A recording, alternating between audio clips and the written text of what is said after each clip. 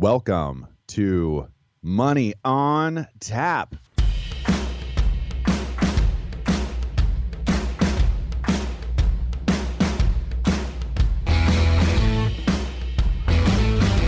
Money on Tap, your personal finance headquarters, where we bring out the professionals' experience and some fun in what we call three-dimensional investing, utilizing insurance, brokerage, and fee-based planning. That's what we do on this show. We look at all sides of the issues, and we bring a fully independent planning perspective to the table.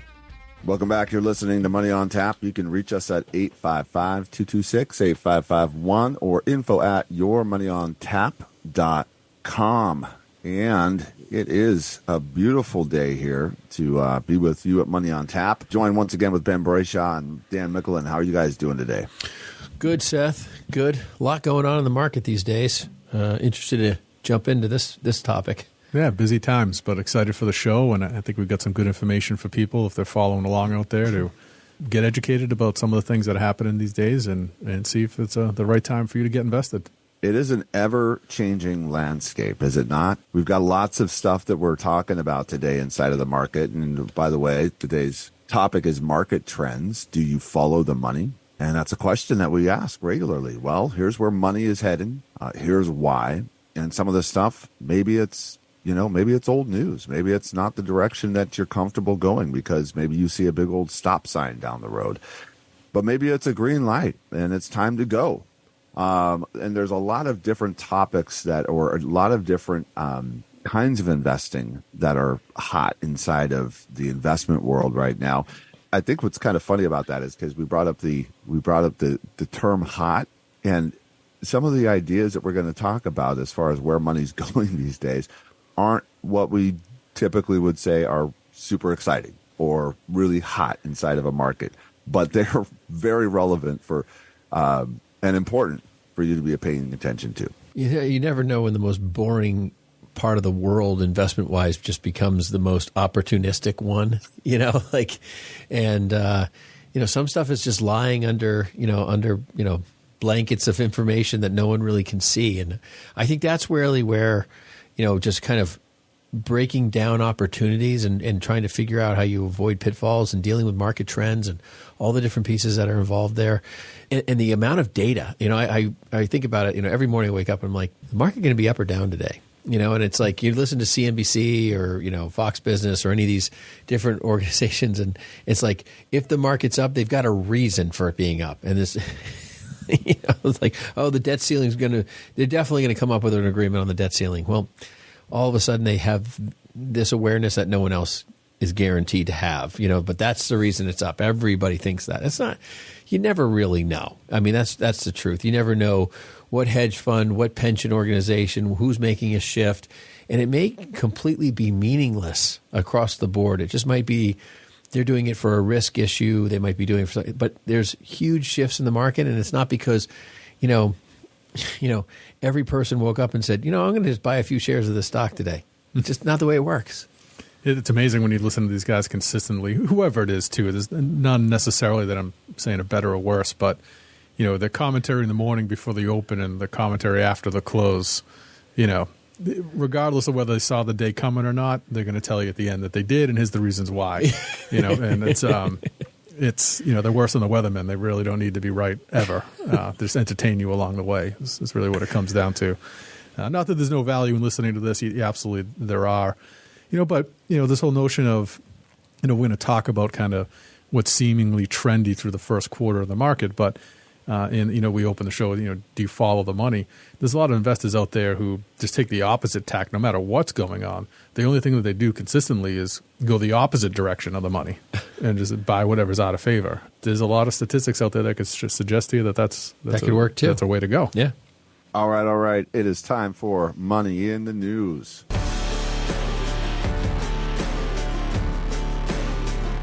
And coming to us first up out of CNN by Chris Isidori here is, surprisingly, Tesla will advertise for the first time. When I saw that headline, it just really caught me off guard, considering the fact that it's established itself as not only this household brand, but when you think of EVs, it's Tesla's number one on the list, right? It's the tip of the tongue. It's the one everybody kind of defaults to in the same way, almost as if we're thinking about search engines. Well, you think Google, right? Well, they're not the only ones out there, but they've just kind of captured the sector and kind of in their own brand, and they've done so without ever advertising, which I thought was incredibly surprising. And but as I thought about it, though, I was like, I can't remember ever seeing a commercial. So it's true. funny that you say that, because I felt the same way. I was like, you know what? I guess they haven't advertised. I'm like, how do I know so much about Teslas when I've never seen anything on TV or a magazine? I just haven't seen anything. Because it hasn't happened. Yeah. Well, there you go. Well, you're about to see a whole lot more of it on, I'm going to guess, CNBC.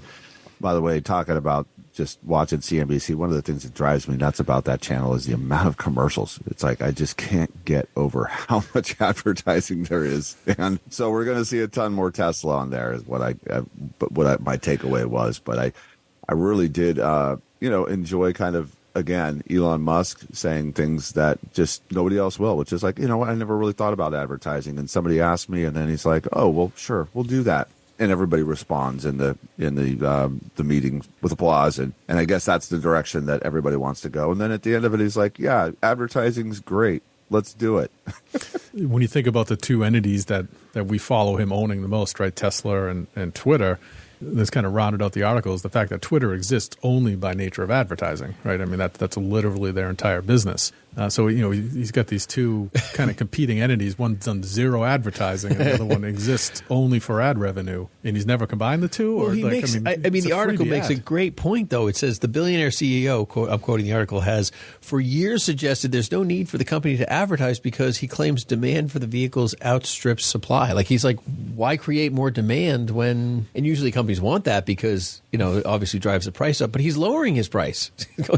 He's going against everything. And then he goes on and basically mock the other car manufacturers because they're advertising their EV vehicles, which they don't even have available for sale yet. He's like, these people are advertising vehicles that they don't even have for sale. I like Elon in one breath, and I'm not sure if I'm 100% supporter of him in the other breath, because it's just like he's all over the place. But it's refreshing to hear that. It's like, you hear this advertising, you're like, oh, I want to buy that. Oh, you can't. But I really want it. Well, we don't actually make it. So then why are you advertising it?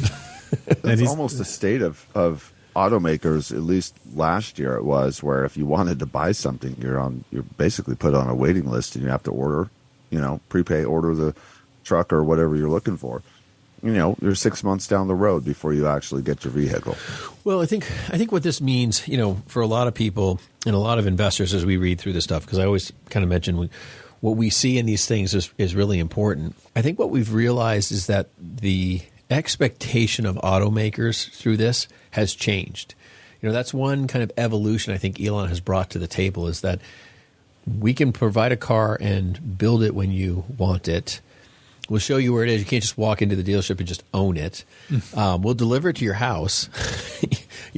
He's changed the entire expectation of what car shopping is. It's like you can't just walk in and test drive any vehicle you want anymore. It just doesn't exist, like you point out, Seth. And I think that, when you look at the fact that Elon has, and Tesla as its own, has had a better profit margin than the general car manufacturers across the board, it tells you something.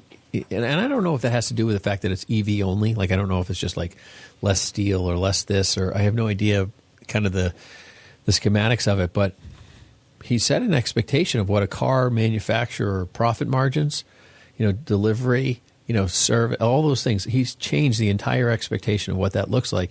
And now we have somebody, upheaving the entire world of the automakers. I think that's great. And I think there's some opportunity in Tesla. I don't know when that's going to be, because I wouldn't buy it myself right now. But, I don't know where this company is going to go. I mean, there's 5 models or whatever. So the stock is up almost 60% year to date. I mean, It's been red hot. So, whatever he's got going on, he does change industry, and he's finding success in doing it. So, good for him. I mean, he's a heck of an entertainer along the way. He really is a joy to read about. Free advertising every time he does it. Yeah, that's his advertising. Yeah. Next up, Jessica Dickler brings us in personal finance. U.S. households are hitting their own debt ceiling. Here's how you can avoid default. That's CNBC article.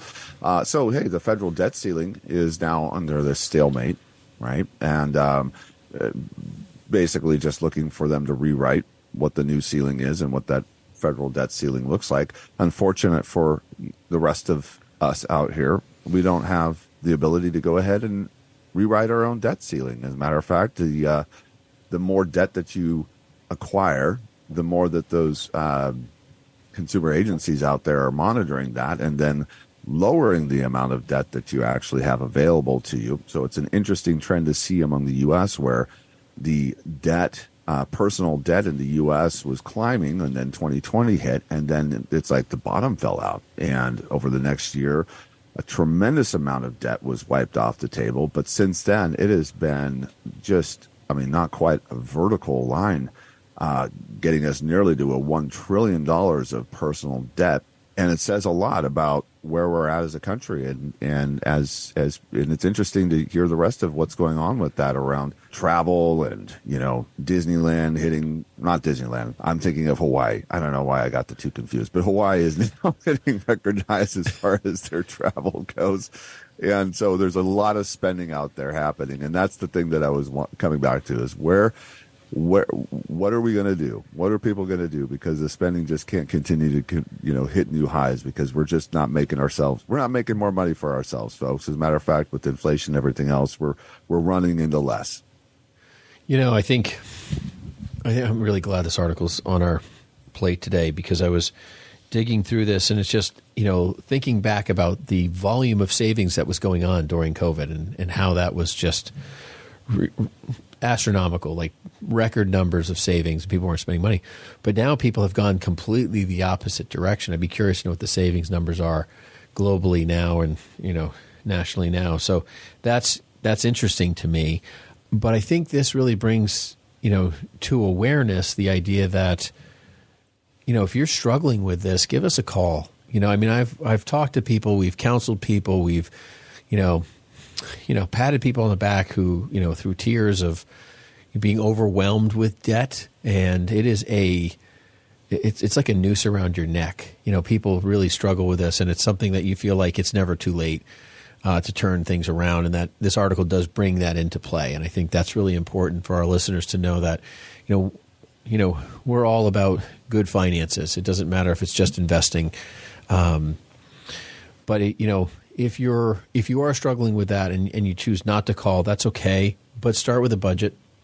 Start figuring out simple ways to meet the needs and what a real need is. Define a need. That's the biggest issue in America right now is I need that 80-inch TV. You don't need anything that's not going to feed you, clothe you, and put a roof over your head. And those are the things that really kill us. And I think it's really, really sad to know that we have shifted this quickly in literally less than 36 months. Because it says like the average balance of a credit card is just under $10,000, and it's just $2,000 shy of an average of being at an what was the word? He's hitting the credit limit. Credit limit that you couldn't actually pay back. Yeah, to me that was the most alarming part of the article, that people are essentially at 85% of their credit limits, on average as a household across the country, which is, that we all know what that means. It simply says there's not much more room to run there, right? So at some point, we're going to have to start, paying off all these obligations we have. But the difficulty there is that people are finding themselves in this position in the middle of a 40-year inflation high. These credit card rates at 20-25%, they're through the roof. Well, that's even higher than that, depending on what financial status you're at. But the other thing is it just points out that inflation is way more than 6 or 8%. It's just a joke that our government tries to it's just blowing smoke saying, hey, it was only 6 or 8%. I don't know anything I'm only paying 6 or 8% more for. Name something that's only up 6 or 8%. Name one thing. Yeah, it seems far more expensive than that. I can't think of a thing. You go out, you want to buy a computer, an iPad, eggs, milk, soda. You name something that's only up 6 or 8% because that's an average, right? That's a statistical average. I don't know any statistical. I mean, Seth, can you think of anything that's up only 6 or 8%? Did you?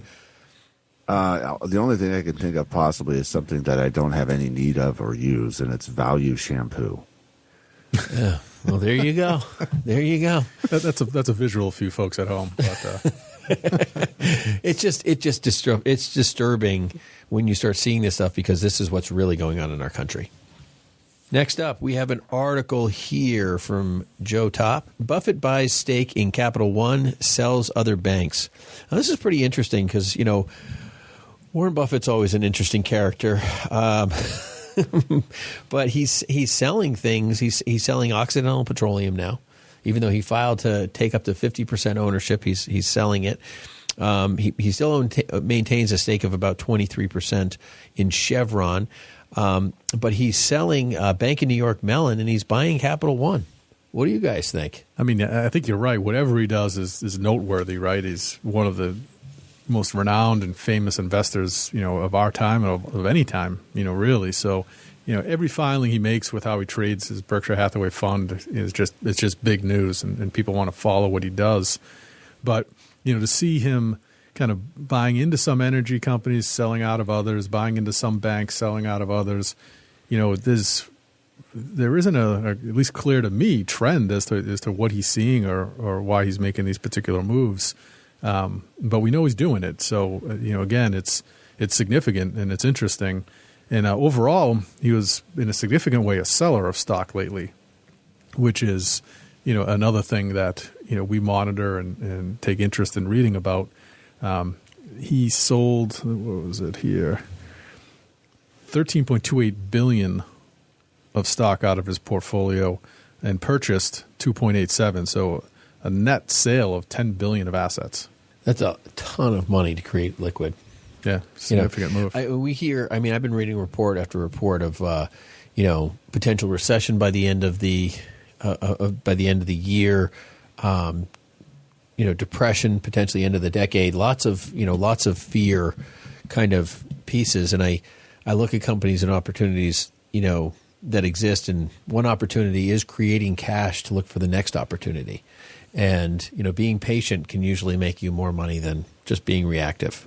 Looking at what it is that he's investing in, and there's the purchase of 41.3 million stake in Diageo PLC, which makes Johnny Walker, Guinness, and alcoholic beverages. Then there's also that coupled with the Capital One. Now, when I think of Capital One, I think of credit cards. I don't typically think of Capital One as a bank, even though I know they are, and that's a big part of what they do. But credit cards are synonymous with Capital One. Given the last article that we're talking about, given that interest rates are doing what they're doing, that's telling me something. That's telling me that there's probably a lot more debt accumulation, or at least the profitability on the debts that is being accumulated on those cards is what he's angling towards. That with the recessionary alcohol being one of those stocks that is a recession stock. That's one of those considered a recession-proof kind of a buys out there. There's alcohol and tobacco, and it's one of those things that during recessions that a lot of investors pick up because, well, people have the tendency to be either laid off or at home or drink more, and also just don't give up their tobacco or cigarettes. And so those are consistent profit centers throughout those recessionary periods. And so I think it's a setup. I think that plus the cash position is a bit of a setup. Yeah, so that's some foreshadowing there. Well, all right, that's going to do it with us. Money on the News. You're listening to Money on Tap. You can reach us at 855-226-8551 or info@yourmoneyontap.com. Also, if you are a podcast listener, or even if you're a radio listener and you go over and check out a show with us on the podcasts, we want to thank you for subscribing. Please send us a message at info@yourmoneyontap.com. And we have something for you just for subscribing, just for being with us. We want to appreciate you at Money on Tap. We're going to take a quick break. We'll be right back with Money Trends. Do you follow the money? Hey folks, Seth Cressman, Brayshaw Financial Group is our company, and we bring to you Money on Tap. I say we, that's Ben and I. We have a lot of fun doing this show. And one of the things that we love about doing Money on Tap is that our goal for you to have access to the financial planning world. How do we think? What are we doing? What are we talking about? Raising the bar of your financial education. It's so critical. And that's what we're doing here. The other side of this is as well, we're financial planners. If you are looking to work with a financial planner, if you want to have that playbook for you to understand the important things right now and how you're going to get to your goals or how you're going to retire successfully, that's what we're doing as well. If you have $250,000 of investable assets, give us a call. It's free to you, and it is worth your time to pick up that phone and give us a call and discover what complete wealth management looks like. Ben and I are excited about the opportunity to partner with you and give you that financial plan that's going to make the next step so much better understood and get you where you need to go. We appreciate you listening to Money on Tap with Ben, Seth, and Dan. You can contact us at 855-226-8551 or email us at info@yourmoneyontap.com.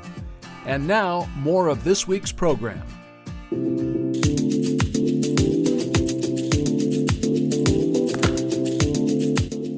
Welcome back. You're listening to Money on Tap. You can reach us at 855-226-8551 or info@yourmoneyontap.com.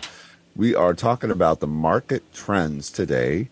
And the question is, do you follow the money? So lots of different areas inside the market, right? Your broad market that people will say, hey, it's the S&P 500 or it's the Russell 1, 2, 3.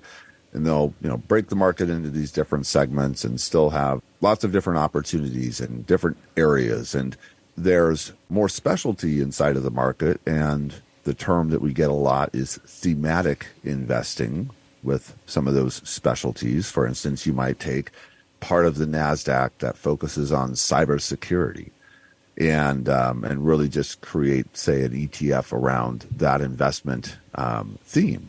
And then there's another one that's out there that might be like value investing, looking into value stocks. And that can mean lots of different things. You can have small cap, mid cap, all these different ways of investing. One of the things that comes across regularly is a concept or an idea of following the money. And the market has trends, it has flow, it has, money has a path. And there's a lot. I mean, we're not talking about what your neighbor's doing next door. We're talking about, large investment companies and market space that are moving billions of dollars in directions because they're looking at, a lot of analytics and numbers, and they're understanding the market in a different way, usually, of how to be opportunistic and where those opportunities lie. And so that can be a market trend, and that's also a money flow. And so that's one of the questions that we're asking is what we're seeing right now, what's hot inside of investing, or where has the money been flowing? Are you participating in that currently, or is this something is specific to you and you need to be paying attention to and in front of or a part of? And, it's always a part of what's coming across our table at Brayshaw Financial Group. We meet on a weekly basis inside of our offices to discuss our portfolios and where we're moving our clients and paying attention to what's going on inside of these conversations and how we want to participate in this. And so we're welcoming you today to kind of be a part of, we're not going to be necessarily talking about specific investments, but we're talking about these broad ideas of money flow, market trends, and what's important. And we want to just welcome you inside of Brayshaw Financial Group and Money on Tap and have a conversation with us today. And if this isn't a conversation that you're having, give us a call, 855-226-8551.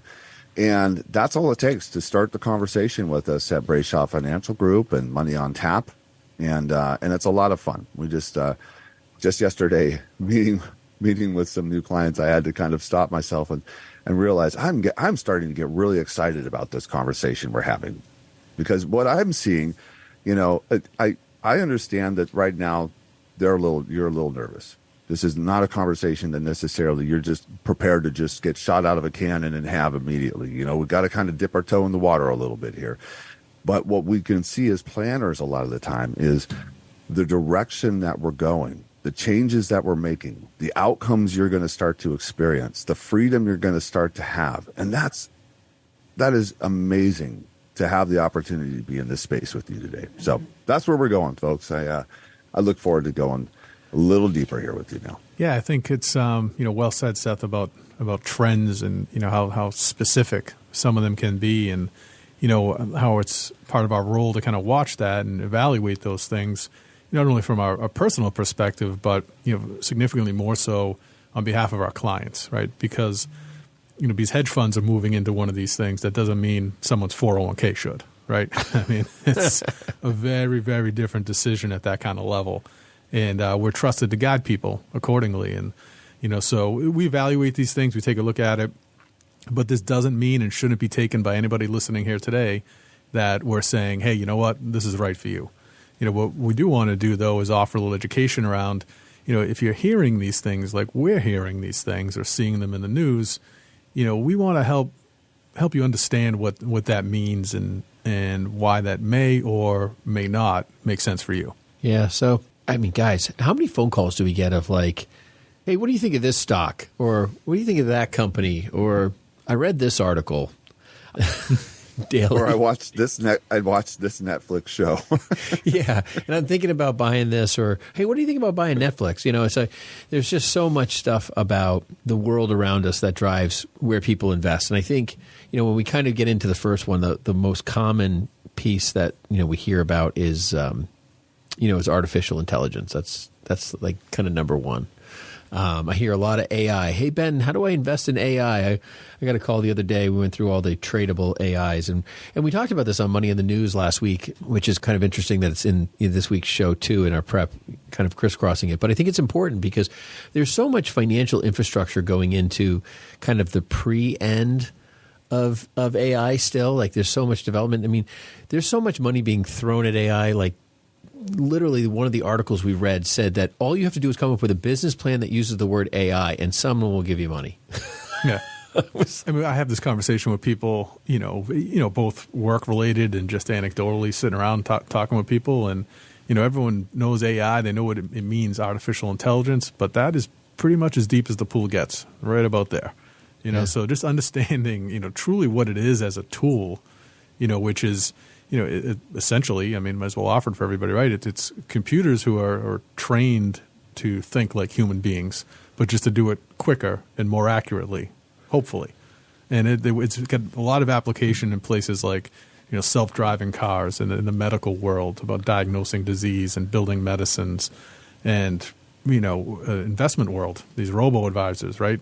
They're following trends in the market and making predictions on the future. So it's easy to see, where the industrial application could be, right? The scary side is kind of twofold. Are they going to, go Terminator on us and end the world, or are they just going to eliminate all the jobs? Yeah. Right. And those are the two concerns out there relative to this AI technology. But, again, its practical application is just too inviting for industry and investors to ignore. Agreed, and I think the concept of AI is phenomenal, and there's we could get into the ethical dilemma around AI pretty easily, right? I mean, there's so much to this. I mean, they're talking about the amount of regulations they'd have to put into place. I mean, I was listening to an article, something on TV. I don't know which program it was, but you were just talking about how much work our government's going to have to do just to regulate AI when it gets to a point where it's just too much. But honestly, I just question, because now that it's public, you're telling me that there's not a private AI out there that's just totally crazy and outperforming all of the stuff that we have publicly. That's free. I mean, that's always the case, right? I mean, we can't restrain anything. We try to, we write the laws, but it doesn't matter. Yeah. I mean, so. And so that the AI concept really is very interesting, because I'm curious how so much of this predictability and the work around this is going to drive what people invest in. Hey, what stock should I buy, Mr.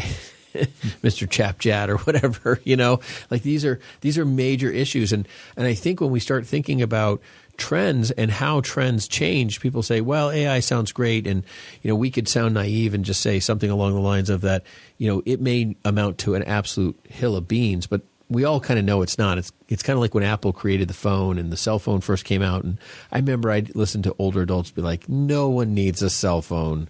You're not that important. You're not that important. Like, come on, no one's going to need a cell phone every second. Like, you can wait 3 minutes to call somebody or wait till you get home. And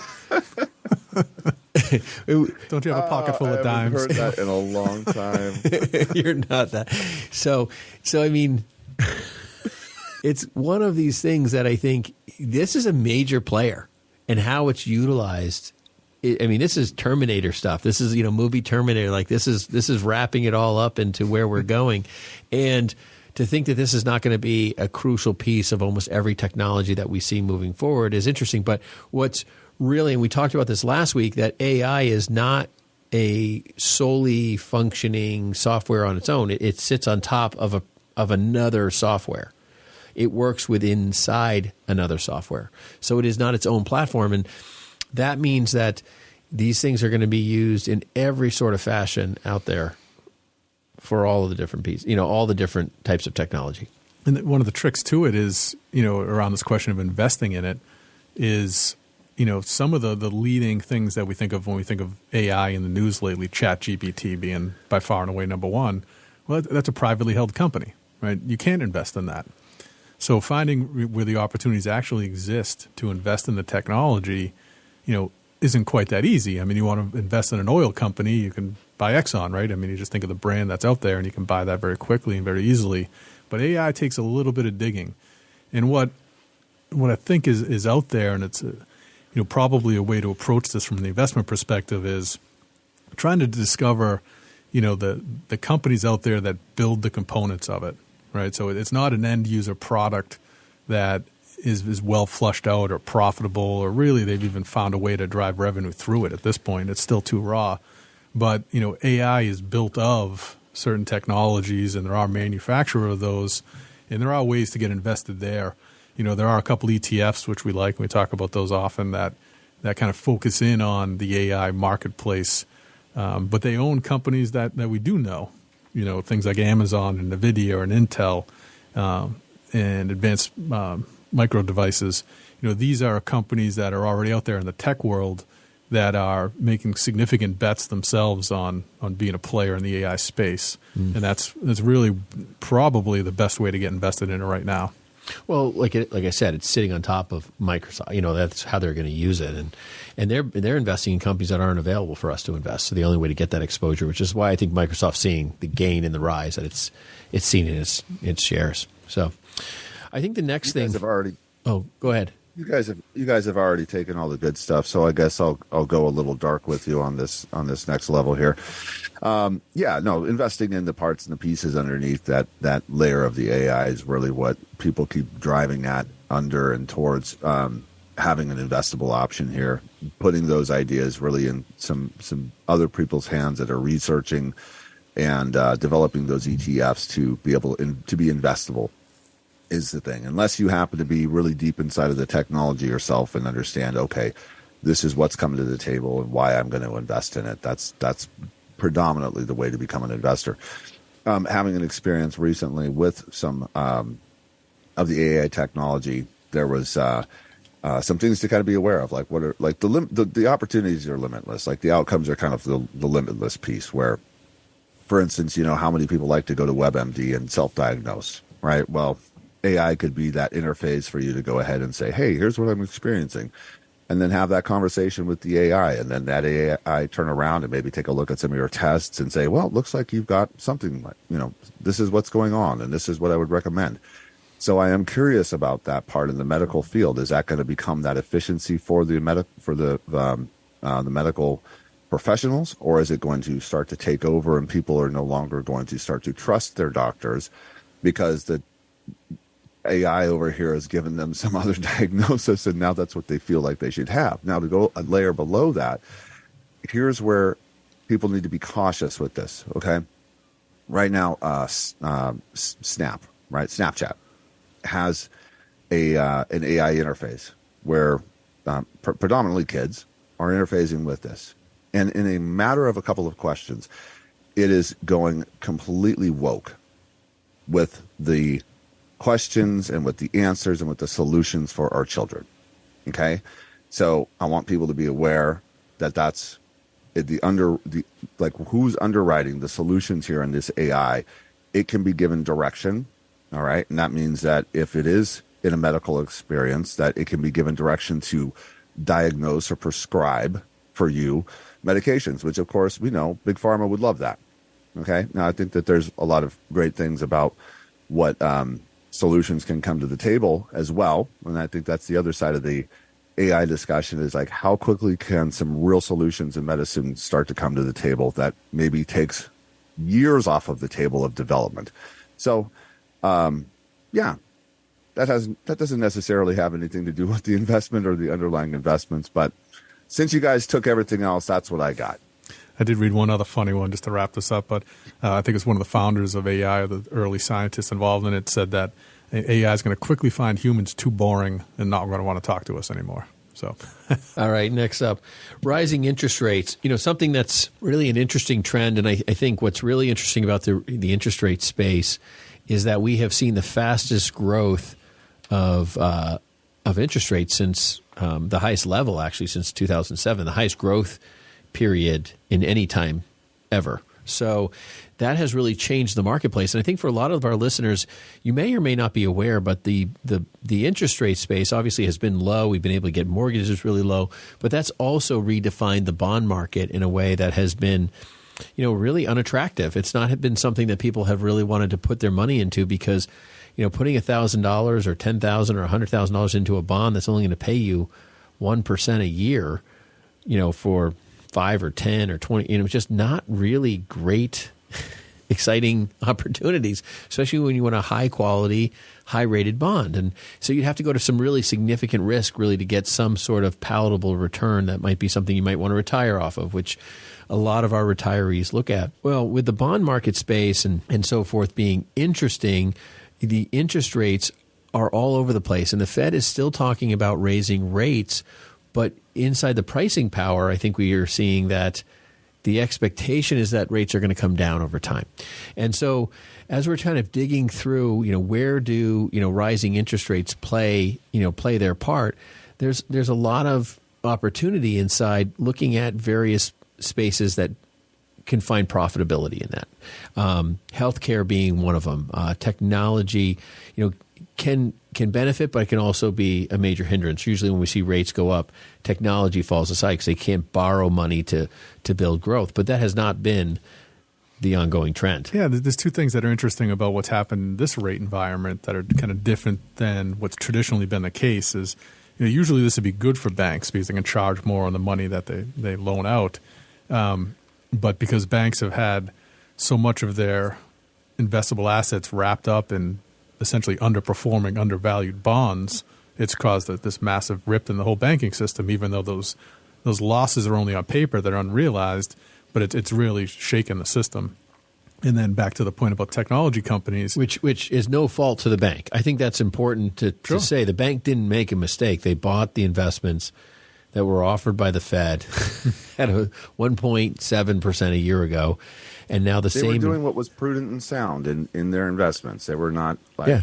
The Fed is totally responsible for these crashes. I mean, if anyone's going to say anything different. You. Yeah. Yes. I mean, there's SVB, inappropriately gave to lots of different woke institutions and so forth. So taking that off the table, the investment structures, the things they were buying were exactly within the realm of what they should have been buying. Whether or not that they made donations to organizations that I would completely disagree with, that's wrong with people's money, but that's not the real issue. The real issue is the devaluation on paper of older bonds being worth less now that new bonds are paying a higher rate.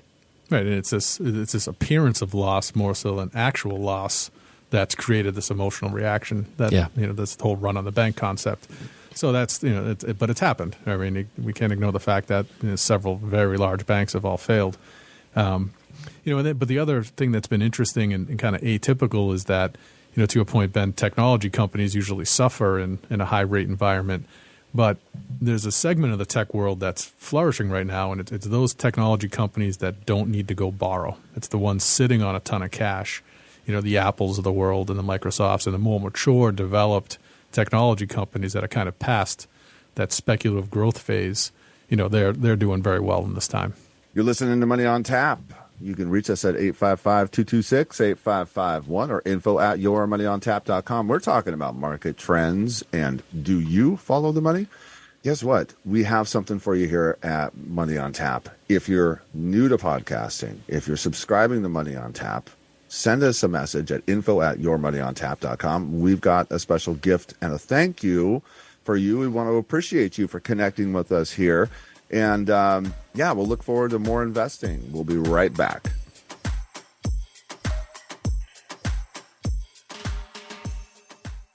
If you're listening today and, your questions are outside the box of estate planning or financial planning or any number of the pieces that we kind of traditionally talk about, don't forget that Brayshaw Financial offers auto, home, and business insurance.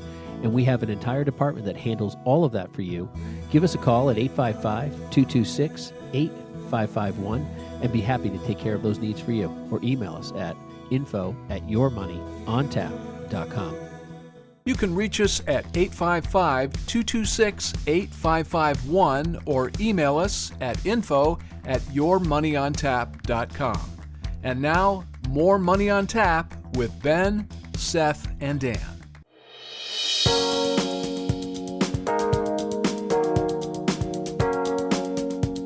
Welcome back. You're listening to Money on Tap. You can reach us at 855-226-8551 or info@yourmoneyontap.com. And we are talking about market trends. Do you follow the money? If you're new to Money on Tap, or if you've been here with us for a while, we'd like to introduce you to the podcast and thank you for subscribing to the podcast. When you do that, send us over a little note to info@yourmoneyontap.com. We've got something for you. We want to send it out as a thank you and welcome aboard with us. And appreciate you for just being here with us at Money on Tap. We are in it today because there's just so much to talk about inside the markets. And sometimes we take a little bit of a break, a little bit of a breather, and talk about some other things, because that's the way it is in three-dimensional investing and three-dimensional planning. Not everything is the market. We spend a lot of time in that, and it's a focus for us, and we enjoy it. And but there's a lot more to you as a person and how to protect you, how to protect your wealth, how to create wealth. Lots of concepts that we got the opportunity to bring to the table here with you. And one of them is a story. I want to say it's a story as long as time itself. Not really. It's a story that's fairly recent to us. Within the last 20 years, and it works perfectly inside of this idea of income investing. And Ben has been on a soapbox for several years, and he got on that soapbox, I want to say, years before this was even a conversation inside of investing. But it had to do with a demographic that is moving through the U.S., and that is the baby boomer demographic. And that being one of the largest, it used to be the largest accumulation of wealth in our country that we've ever seen. And that demographic having some really specific needs. And investing, us being, taking a look at the supply and demand and investing based off the needs of that demographic. And you know what? That's enough of the thunder for me. I appreciate Ben letting me steal a little bit of it, but I'm going to hand it back to him to talk a little bit more of what is this income investing idea, or working inside of this demographic and investing alongside. Well, yeah, Seth, I have been on a soapbox. It's been well over a decade. I think, 2000, Dan knows 2010, I was doing seminars and presentations all over the place talking about demographics and the changing and what was coming down the road, and we're seeing it. It's playing itself out And it's going to continue to play itself out over the next 20 years because a lot of people don't realize that the investable assets, the largest investable asset group is the baby boomers. I mean, we're not talking about just total assets. We're talking about cash in the market. That group of people is focused on retirement. They have built this wealth, this huge pile of money. And they're also going to create the largest wealth transfer in history that's coming up over the next 20 years as well. So there's a lot of money movement here. And without taking too much time to discuss this, as the baby boomers are retiring, there is this desire to reduce their risk and to, create that income demand that they have to facilitate retirement and replace their paycheck. I mean, it's really that simple. And those types of needs, completely move their current investment strategies that they've been employing for the last 40 years to an entirely different investment strategy.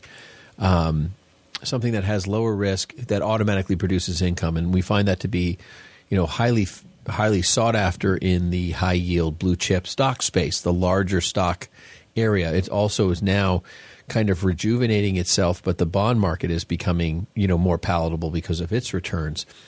All of these things are, the natural interests of the baby boomer generation as they move out of that accumulation phase, that growth of wealth, that development of their wealth, the building of their wealth to this distribution of their wealth, the distribution phase as we call it.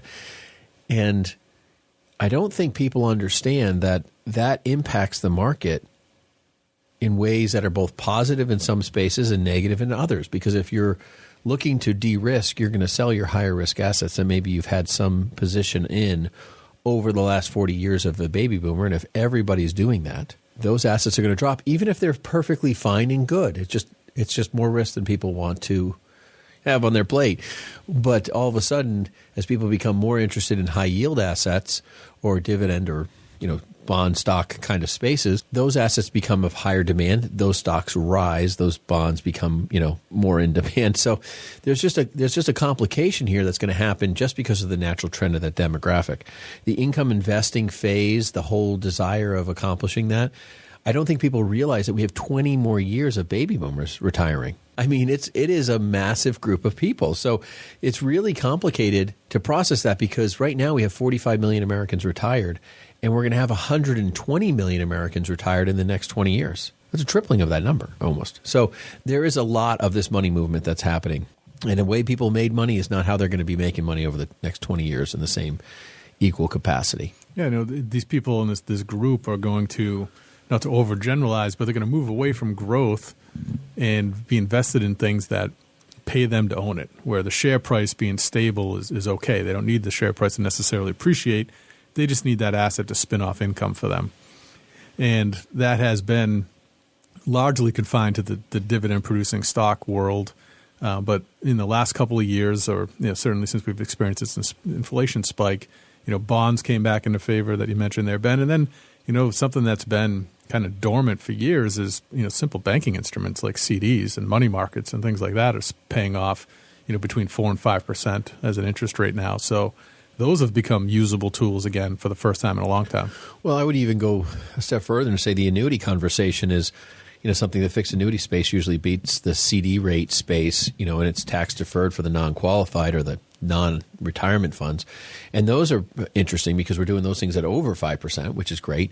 But even the index annuity space, and people say, well, annuities, I don't understand them and so forth. It doesn't really even matter in this conversation about understanding them. But what's interesting about those is that they're mostly backed by what, Dan? Bonds. So, it's like you're still making a bond play on some level, or even real estate, right? I see a lot of real estate investment trusts in the backing of those too. So you're still playing in the same very conservative space with another conservative instrument. And I think a lot of people don't understand because those, obviously annuities are complex and they got a lot of detail around them. But it's important to understand that there's this massive demand for this, and these interest rate hikes, they're great. But if everything costs you 25% more and you went from making 1% at the bank to making 5% at the bank, it still doesn't cover the cost. No, when you think about, if you look at bond yields in general, right, the 2 years higher than the 10, right? Yeah. It has been on and off. I don't know where it stands exactly today, but that's been a common theme over the last 6 or 8 months. But you can get in that 5-year annuity at from 4.75 to 5.25%, and it's locked in for those full 5 years. So that's longer than the duration of that 2-year bond. So you can kind of play a middle of the road bet there to kind of extend that higher rate opportunity past what the U.S. Treasury is offering you there. Yeah. I would say the demographic space and yield investing, income investing is a trend that has a macro event occurring. There's something going on there at a level that's really kind of quantifiable. The next item we have is ESG investing. I get the phone call on the ESG and I just want to throw up. Go ahead, Dan. Yeah, we've been down that road. The environmental socialist governance style of investing is, kind of fits right into the woke world we're in these days. But there's a couple things going on in that space. And the biggest one that's kind of opened up floodgates of inflows is that, the Biden administration has enacted some laws that allow these things to be present in 401k platforms, right? So the retail investor with their retirement assets has just gotten a whole lot more easy access to making this an investment choice on their behalf. The difficulty in it is, and there's some challenge around this, is we're all bound by something called our fiduciary duty, right? Where we're beholden to do the best that we possibly can for our clients and their money. And these ESG funds have somehow kind of skated that in a sense, or possibly have, because their goal with your money, and this is the lesson for everybody to really tune into, the goal for their investments behind the scenes does not have to be returns for you. And that's kind of an incredible notion in the investment world, that they're allowed, these ESG funds, right, their fund managers are allowed to take your retirement dollars and invest them in social/political causes that don't necessarily have return on your money at the forefront of their mind. And generally, when we're advising people around retirement dollars, in the accumulation phase particularly, it's about where can we do the best with this money? Where can we multiply it quickest and easiest and safest? I mean, those are our considerations, right, at lowest cost. We're kind of bound by considering those things, whereas ESG funds now have the opportunity to introduce things into their realm of consideration that have nothing to do with the benefit of your retirement account. And maybe a lot to do with absolutely everything that you're against. I think that's the biggest issue. You don't even know what social programs are involving themselves with, and it's usually not in the space that I agree with. But some of the companies that kind of come to the top of the ESG ETF space, American Express, Accenture, Disney, Home Depot, Hasbro. I mean, these are lots of companies that have just so woke, they're so far past the guardrail of any road. It's disappointing. I mean, we were talking about it during break, how Disney has actually had even further losses in their subscription basis. And what did you say, Seth? You said, I'm getting rid of mine. Yeah. I'm trying to figure out how do I do that when I'm all wrapped into the bundle thing that they've had going on. It's a baffling thing to be able to just invest more on a purpose, I guess, the wrapper of the purpose versus those investments actually having a goal of growth. Sounds more like a donation than an investment, doesn't it? It's like, hey, we're going to charitably give to every organization you're not giving to, and you would never give to begin with, and it's going to be purposely not relevant to being a good steward with making the money we're supposed to make. I mean, it's just totally opposite of any fiduciary standard out there, and the Biden administration is like pushing this thing down people's throats. It just kills me. Yeah, I think you can be in a different realm when your idea is I'm planting seeds, but the idea of and wait a period of time where you're willing to let that growth happen. But I think ultimately you just go against a biblical principle of growth that doesn't work. It just goes against really the way that we're designed to be. But even when we're giving into an opportunity to see expansion in the world in an area that needs help. It's a very different purpose. And so that's the part where I'm wondering how sustainable is really an ESG platform. So we've got other ways to invest inside of this idea of being principled with our money. Maybe it's biblical principled or other kinds of principles as well. It doesn't necessarily have to fall into the ESG environment. You guys, this has been a wonderful show. I appreciate the time with each of you. And if you're new to Money on Tap, again, thank you for being here with us and joining us in a discussion around your market trends and if you follow the money. And if you are on the podcast venues and you subscribe, let us know. Let us know at info@yourmoneyontap.com or call us at 855-226-8551. We've got a gift for you. Be successful in your investing. Grow in your investing. I like that last part that we were talking about there. And we cannot wait to have you back here on Money on Tap. The views expressed are not necessarily the opinion of this radio station and should not be construed directly or indirectly as an offer to buy or sell any securities mentioned herein. Investing is subject to risks, including loss of principal invested. No strategy, product, material, or tool mentioned can assure a profit nor protect against loss. Please note that individual situations can vary. Therefore, the information, products, materials, or tools mentioned should be relied upon when coordinated with individual professional advice. Past performance is not a guarantee of future results. This show may be subsidized in whole or in part by a product sponsor or issuer. Securities and advisory services offered through SagePoint Financial Incorporated, member FINRA SIPC, and a registered investment advisor. All other services offered through Brayshaw Financial Group LLC are independent of SagePoint Financial. SagePoint Financial and Brayshaw Financial Group do not provide tax or legal advice. Main office is located at 116 South River Road, Bedford, New Hampshire, 03110, and can be reached at toll-free 855-226-8551. Well, bye.